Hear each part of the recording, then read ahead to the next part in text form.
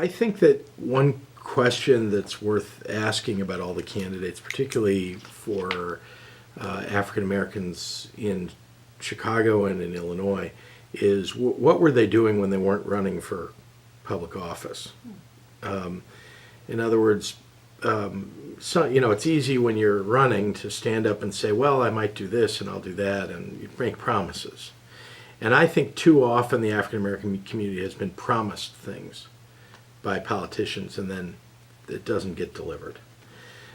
So it's worth asking about what they've done in the past, the politician or the person who's running, to wonder whether they'll deliver in the future.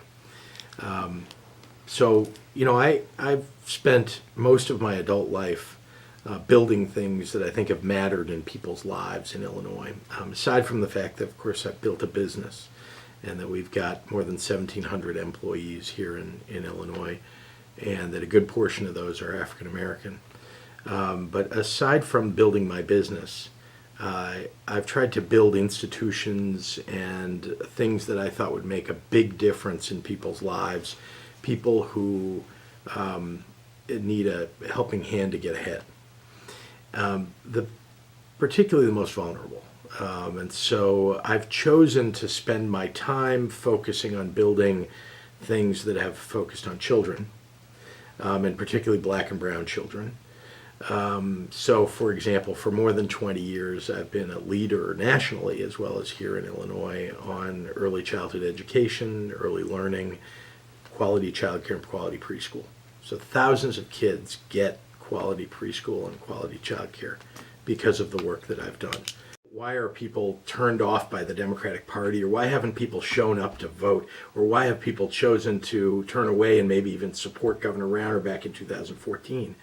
Sometimes it's because political leaders neglect to focus where the problems exist and where the challenges are, because they make promises and then they get elected and they say, well, I'll get back to that sometime and I won't ever get.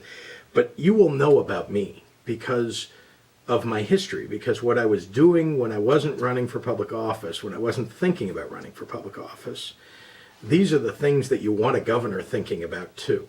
They're big things that affect the community in big ways. So when I propose to you and stand up and propose to the public what it is that I care about and what I'll try to get done, there's evidence that I actually go do those things.